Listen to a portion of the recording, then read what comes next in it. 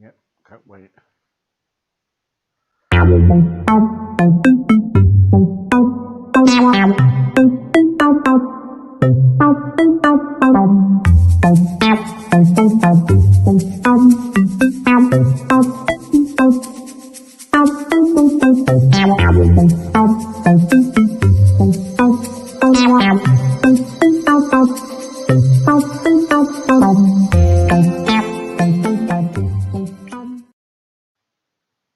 Hello and good evening. We might have a little bit of an echo. I'll tell you why. It's because we got a bit of a problem with StreamYard tonight. But anyway, we got Jane Booker on, and why I asked Jane to come on is because, as you know, I'm into churches and stuff, and I've got my opinion about churches. And also, Jane told me some news. Was it yesterday or today? Today, I think. Today, and it was very disturbing. So I'm going to let Jane tell you the story. Then after that, I'm going to show you a video. Hello, Jane. Hello, Steve. Okay, so what happened with this is St Lawrence Church in Hungerford, yeah? Yeah, well, it's St Lawrence's Church in Hungerford, and I did a video of it the other day, and it's a beautiful church. Unfortunately, the next day, somebody tried to steal the lectern, which is a golden eagle. But fortunately for the church and for the people of Hungerford, it was so heavy they couldn't move it. But it is a terrible thing. It upset me a lot. It's a desecration of a church and it's stealing from God.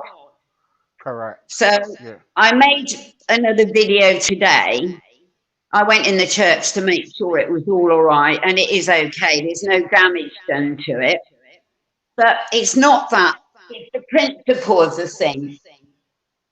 Totally right. How Totally right. low can somebody go to Yeah, try and steal? let's watch this video. Okay.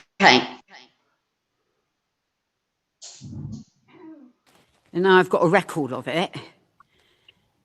It's almost like desecrating a church, isn't it? Sorry, play it in the beginning. Hello, I'm back in the church again.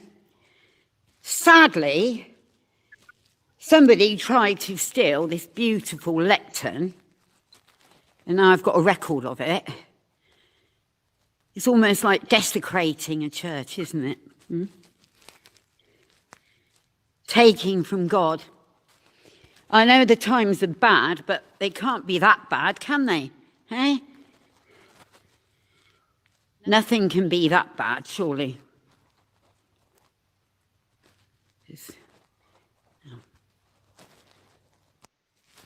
You think, Jane? Hello, I'm back in the church again. Jane, you would think, you would think, right, that people at this moment in time, shouldn't be doing things like that. Do you agree? Yeah, no, it's a terrible thing. I made a video before that, a really nice one of the church, and it is a beautiful place. And you might not believe in God, but it's a wonderful place to sit in and meditate. It's a very tranquil, relaxing place to go. Yeah, I will show you that one in a minute. I've got that as well. Why I showed that video first is because it's disgusting how people can, there's a church, right, which is open for anybody to go in, meditate, pray, and a place to go, and they just go in there and they try to steal that ego, which probably costs quite a lot of money, but for the church, it's part of their history. You know what I mean? Well, it's irreplaceable. Yeah, why do it? Why do it? Now, I don't know, a lack of morals, a lack of principles. I mean, if they're that desperate, They should go to the food bank. Yeah, totally right. Yeah, I spoke totally to the right. vicar today, Right. and they asked him at opening the church to the public, but the church will close at 5 p.m. every evening. Gosh, Very sad. it is sad. It is sad because, wonder why churches are kind of locked after them now. It's because people out there, they just can't leave anything alone. They just go in there and they just ransack the place or whatever they do, and it costs money. It does cost money, and the trouble is sometimes the church hasn't got the money. Well, our church hasn't. So why it's like a lot of charities. They're not getting any money at the moment, so they can't help people. It's totally disgusting, isn't it? What they're doing. Well, it shocked me. I was very upset. Did they find the person who did it? Well, somebody told me they might have found somebody. They're a bit desperate, but the thing about that lectern, the Eagle, it's so heavy, you couldn't even lift it. You would need a lorry to take it away, or a truck, or a van. I think it's just totally disgusting. I think it shook me up a bit. Especially if I take an interest in historical buildings. I just, it's just kind of like, I just don't. What is the point of doing it? They wouldn't be able to sell it because it would be hot property. You couldn't sell it anywhere because it is probably unique. There's not another one like it. And the police would be looking for it, and if they tried to sell it, no, they wouldn't be able to. Yeah, I can't see it going into somebody's front garden, can you? No, it's horrible. But what does it do it? Anyway, Go on, carry on. Yeah, no, it's awful. It's terrible, and it upset me. I wonder what is going to happen next time here. Yeah. Let me show you this. There's only. Okay.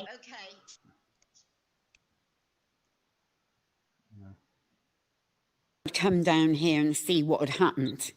Fortunately, this lovely lectern, this eagle, is still here, thank goodness.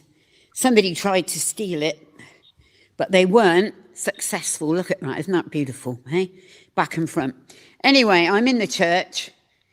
I know times are bad, but there was no need for that. This is a lovely place to come when you're not feeling very happy, which, of course, at the moment, none of us are. And you can light a candle for the 106,000 that have died due to the virus. You can relax in here, you can meditate, and you can think of days when things were a lot better. But it's such a beautiful place. And to come in here and try and desecrate it is all very wrong. Here's the font that are all christened in. Oh, I don't know what to say. It's very, very disappointing. Because you might not believe in God, right? But you can still come in here because it's so beautiful. I'm a believer. I say my prayers every night and hope things get better.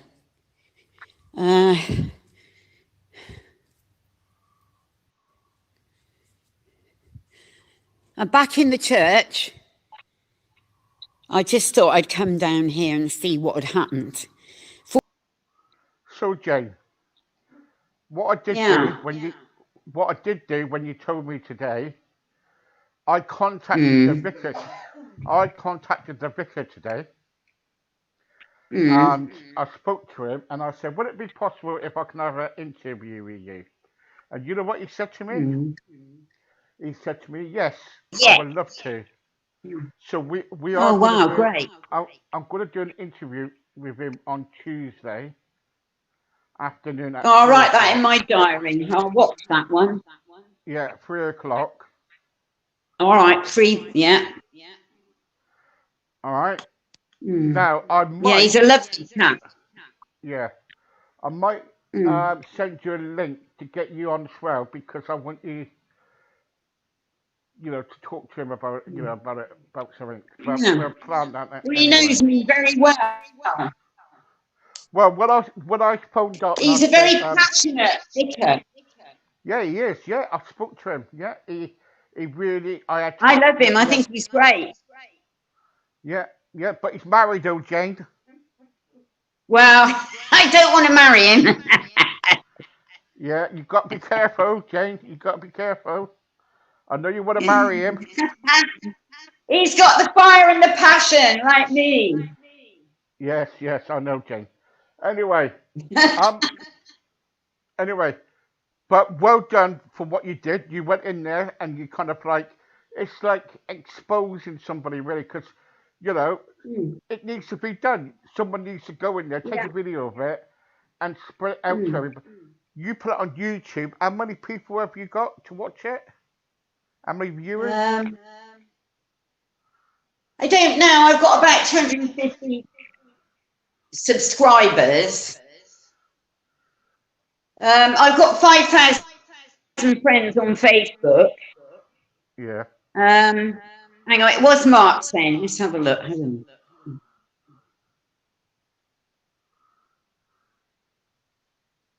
Yeah, that's what I said, didn't I? It would have been on the black market. Yeah. Yeah, they're probably on the black market and they're probably melted it or something. Yeah, it's heavy. Yeah. I can't imagine 2 grannies picking it up and taking it out. You couldn't. Mr. Stu Goldcrusher probably would be able to lift it up with one finger. Yeah, probably, yeah. I should have asked him, shouldn't I? I should have said, hey, I've got something for you. An early Christmas present. Can you pick this up for me? And take it. But put the fun away. It's really no fun. It's not, is it? It's disgusting, isn't it? What they do. Well, that's why I'm not dressed flamboyantly. Don't feel like it. Oh no, you've been all right. How I've been all right, but like you said, there's a lot of mental health issues at the moment. A lot of people haven't been out anywhere. They haven't been doing anything, and they're getting depressed. I wrote it all down. Hang on a minute. Mental health, right? Yeah. Well, carry on. Right. When you've got mental health, you feel angry a lot of the time. You feel anxious. You might be bipolar. You might be body dysmorphic. God knows what that is. Or you might be borderline personality disorder. Depression. You might be taking drugs and alcohol. But we have to learn to handle stress. And it's very hard, but the thing to do is to talk to people like we are at the moment. Keep active, keep moving around, eat well, drink sensibly, keep in touch. Like, if you know your neighbours on their own, just give them a ring, a little tinkle on the phone. Ask for help if you need it. Don't feel embarrassed, because Mind and people like that and your show will help people. And take a break, a rest from it all, and do something you're good at. Because at the moment, there's people like yourself, but Target Films, they're lovely, lovely people, and they are trying to help people. You've got Neil Simons, you've got Stu Goldcrusher, Julian Gam, Mark Unique Fowler, my dear friend, Damon, Wayne, I can't say his name, Hajinunu, and Kat Anna. And they're there for people, Target Films. And at the moment, they are concentrating on mental health issues. And bullying. Bullying's another nasty one.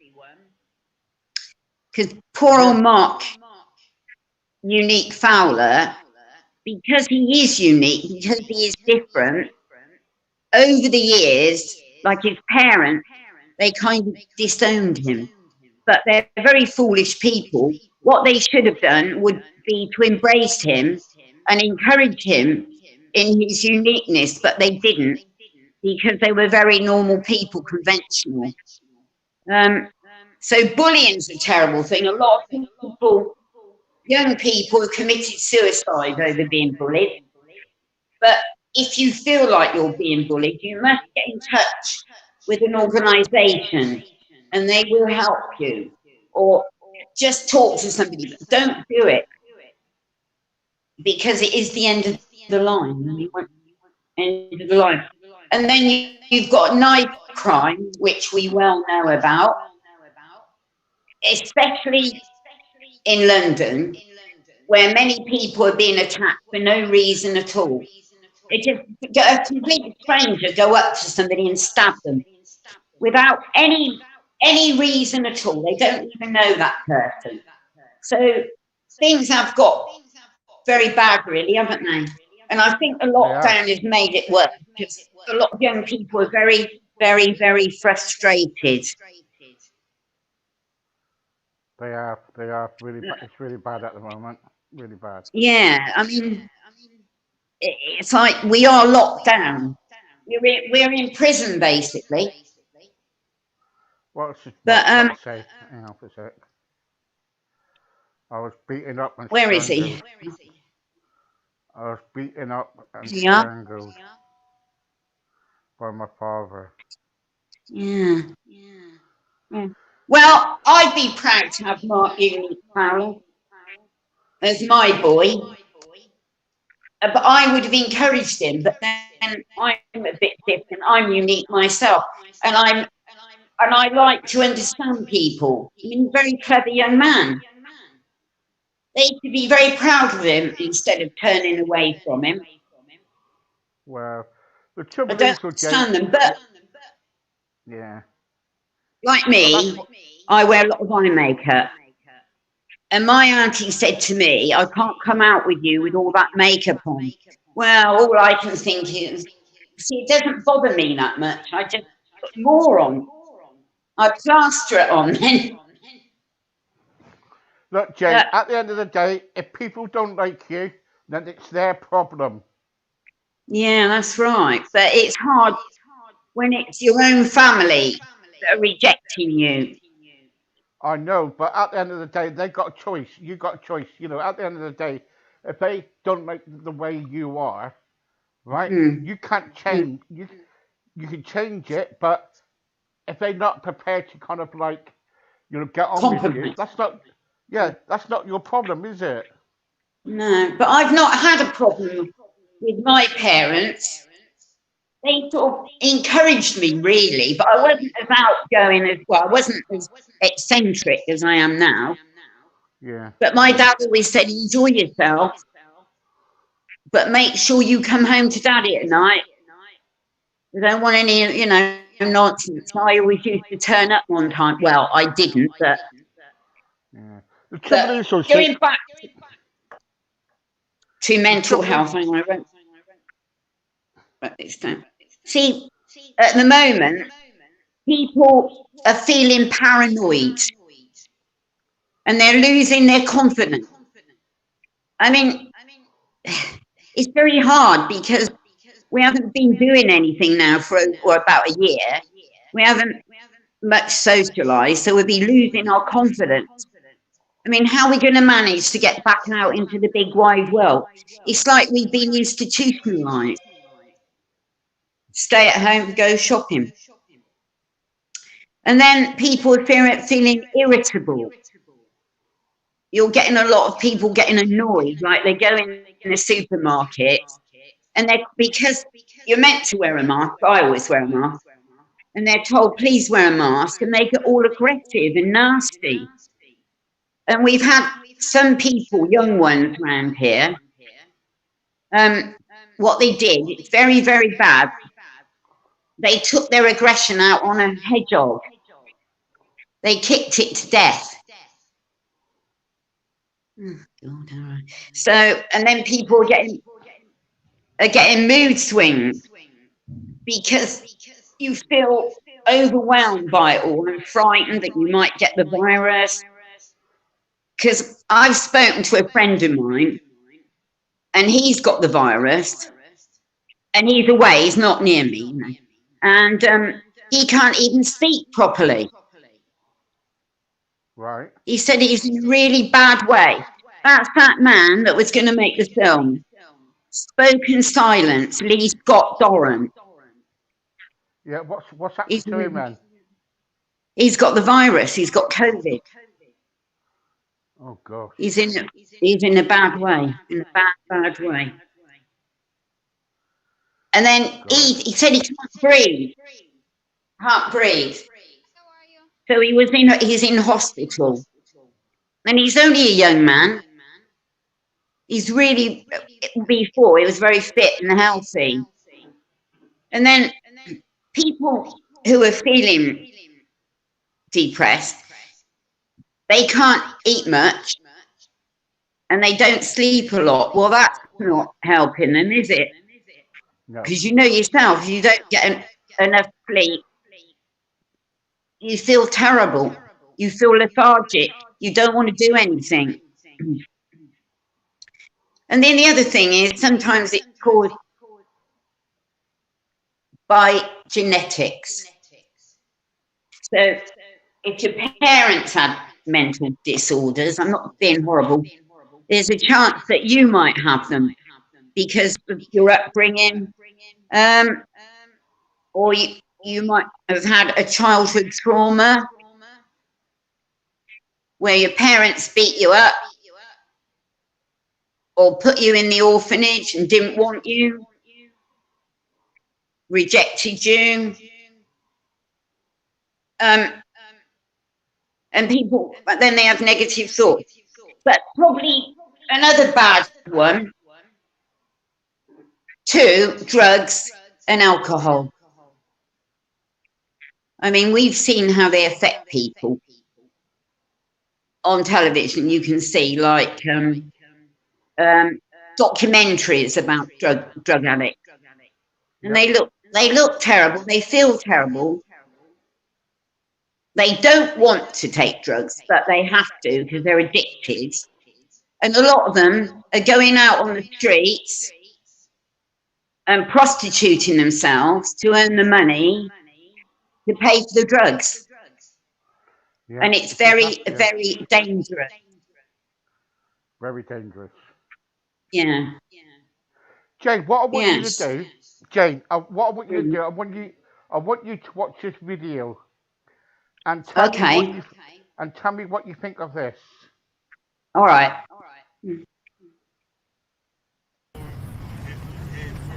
I just want to let you know you're being recorded, okay? What's wrong? Go ahead first. Why? Excuse me, you better not. Back up, that's all I'm asking. All right, I'm going to stay right here. Why? Because somebody lied on me. Who? They take my daughters away from me. We can help her. Yeah, but different nigga now. can you talk to me about it instead of doing that? That's your daughters need you. I know they What's need your location? So if you do that, who are they gonna be with? I go head first. In the park. I ain't gotta worry about nothing. Yeah, but you have your daughters to live for. Dude, You got to remember that. my daughters to worry about. You do. And if you do that, your daughters are not going to have you. I just want you to think about it. I ain't do nothing wrong. Well, maybe you just need to take a walk or breathe. I don't need to take no walk. How old are you, my man? I'll never be able to see my daughters again. And how can I get you back over here? Huh? I hear somebody down underneath. Please tell them to back down, man. All right, guys, back up. I'm gonna drop. Drop. They not. So move. Now, what do you think about that one, Jane? Well, I think it's very shocking, and I think they were trying to do their best. I think the man, to be honest, is being quite selfish, because if he did jump in and he was killed, his children have been going to be left fatherless. Yeah. Yeah. So I thought they were doing their best, but I think he was being. Sorry. Do you think the police was in the right to do that? Yeah, I do. Yeah. Yeah. Because they're trying to help him. Yeah. I mean, I just think probably it got so bad in his life that he thought there was no way out. But I'm sure there is another way out. Like we said, just talk to people, work it out. Well done. Yeah, that's what people should do, shouldn't they? Really, talk to people. Yeah. And I mean, instead of... I once saw a horrible incident in Reading. There was a man on top of a 3-story block, and he jumped from the top, obviously. Oh, and he was dead. As soon as he hit the ground, he was dead. Well, it's so awful for people, bystanders, to see it. It's like when somebody jumps in front of a train. Oh, it affects the train driver. The trauma of it all, he'll never get over it the rest of his life. And the fact that your poor family will find you, well, they'll collect you up and put your bits in a plastic bag, and that's all that's left of you. Imagine your mother or your father or your wife finding that, being given that by the police. Oh no, it's really bad, isn't it? It's really terrible. It's really terrible. You know, and well, there's so many people committing suicide now. Oh. Well, hang on, Mark's saying to me. Hold on. Do you know the story behind that video, Steve, and why he wanted to end his life? Yes, I do. Yes. What happened was, I'll tell you what happened. The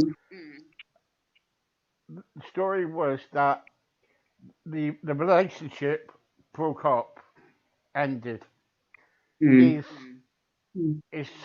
wife didn't want didn't want him to see the kids. Didn't want him to see the kids because he had mental health problems and he was dangerous to himself, and he tried committing suicide. So what happened was, he thought, oh well, I'll do the quick, cop out, and he went to a motorway, and he kind of tried to jump off the motorway. He tried it around about 6 times in the past, and he's tried everything in the past too, but this time he tried it on a kind of like a motorway in America, and what happened was, he was just about to go off the motorway, and the police came in and kind of actually got him. Now, I believe, what I do believe is this: yes, they were entirely right to do what they had to do, but I think the approach to it was totally wrong. But that's me. So the story behind it is that he was trying to fight for access and custody for the kids, to see the kids. That's all he wanted to do, was see the kids. And she said, No, because he had mental health problems. God. Well, he wouldn't see them again, would he? If he committed suicide. Well, he won't, and that's it, isn't it? It's really bad, isn't it? Yeah. I mean, me personally, if it was my husband, well, I would want him to be incarcerated, put somewhere where they can help him. Well, yeah. So sort out his problem. What they did was, I've got a question up here. It's saying, so what happened to him? So what happened to him was he got arrested.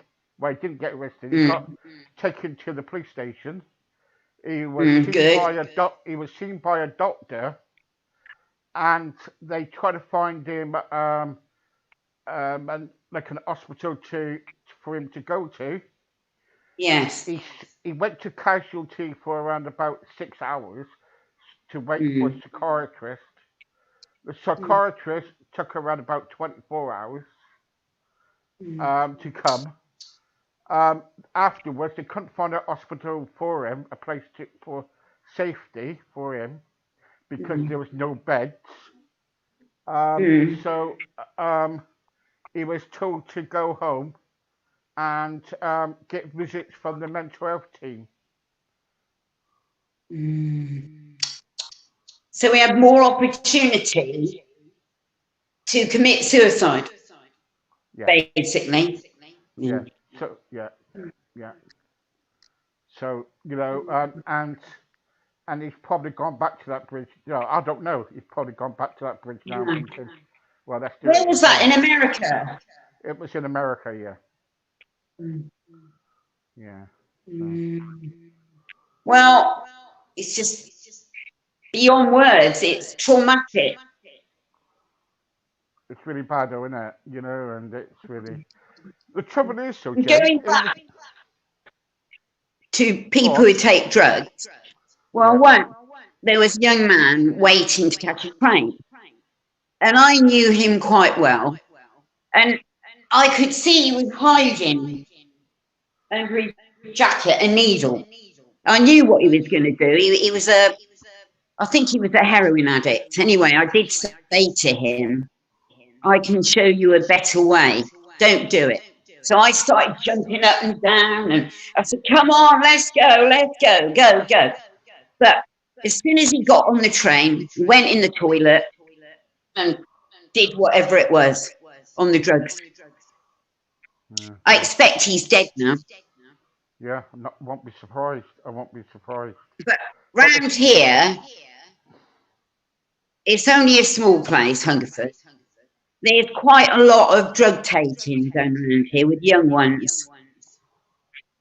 And if that was my mum and dad, if they thought that, they'd lock me up. I didn't do drugs, I don't do drugs, but I don't need them.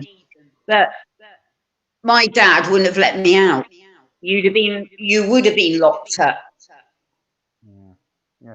But what would you do if you had children and they were taking drugs? What would you do? I wouldn't let them out. Or I'd follow them wherever they went. I'd have to go too. I wouldn't let them out. I'd say to them, look, I know what you're doing. You're not doing it. You're staying at home with mummy, or I'm coming with you. How embarrassing for you when mummy comes. I'm not having it. They start off with cannabis. Then they go on to cocaine. And a lot of them around here do ketamine. But the parents let them out. Now, what's the time now? 9:30. Well, if I had teenagers and they were up to that sort of mischief, I just wouldn't let them out. They could scream, they could shout. Yeah. Parents need to be more firm. Yeah, but they're not, Jane, are they? Well, my dad would have sorted a lot out. They'd have been terrified. Yeah. I know. I remember if I did anything naughty, my dad used to get me hold by my ear and bring me in. Yeah. And you know, Yeah. and I used to have a belt too, don't you, Rory? No, You know, but it's quite bad round here actually, yeah, and yeah. they're doing anti-social things all the time, beating people up, damaging vehicles, damaging property, um, and the police don't seem to do much about it either. Well, they should do it. They get paid for it, don't they? Well, they don't. Not round here. They're not. They get away with all sorts. Well, they should do. It's their job. Mm. Anyway, Jane, thank you very much for coming on. All right. Thank you. And you know, and hopefully I will talk to you very soon because you're Yeah. on again next week, aren't you? Yeah. I'll see you on. I wrote it in my diary. Yeah. Tuesday, 3:00. Yeah. Oh, by the way, what I was going to say to you? Have you heard anything from the other show yet about when it's going to be on? Oh no, you mean Naked Attraction, don't you? Yeah. No, but I was meant to be on Bargain Bricks on Benefits on television now. Well, not now, but it's on. But they didn't show my part because I'm not on benefits. I'm a pensioner.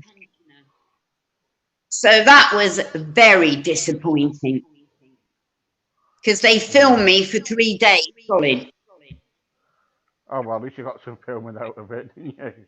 Well, that upset me, but I move on very quickly.